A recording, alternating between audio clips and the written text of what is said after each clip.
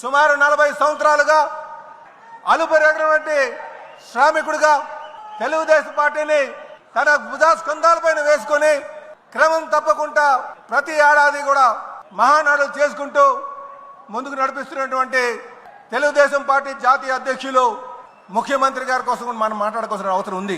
నిజంగా వారు ఎన్ని ఒడిదొడుకులు వచ్చినా, ఎన్ని కష్టాలు వచ్చినా, అలాగే ఎన్ని సంక్షోభాలు వచ్చినా, ఎన్ని నష్టాలు జరిగినా పార్టీని క్రమశిక్షణతో నాయకులకు దిశనిర్దేశిస్తూ గత 40 సంవత్సరాలుగా పార్టీని నడిపిస్తున్నారు.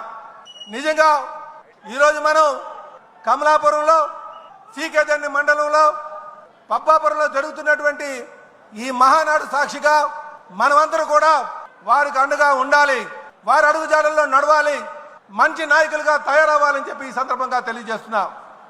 అనేక సంస్కరణలు తీసుకొచ్చి విజన్ 2020 తీసుకొచ్చి ఆ రోజు విజన్ 2020 అంటే ఎగతాళి చేశారు.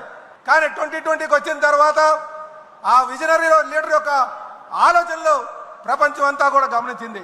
What CBN thinks today the nation thinks tomorrow అనే విధంగా వారి ఆలోచనలు ఉంటుందనడానికి విజన్ 2020 నిదర్శనం అని చెప్పి తెలియజేస్తున్నాం. అలాగే ఈరోజు 2047 స్వర్ణాంధ్ర అనే విజన్ తీసుకున్నారు. దానికి మనమందరం కూడా ఆయన అడుగుజాడల్లో నడవాల్సిన అవసరం ఉందని చెప్పి ఈ సందర్భంగా తెలియజేస్తున్నాం.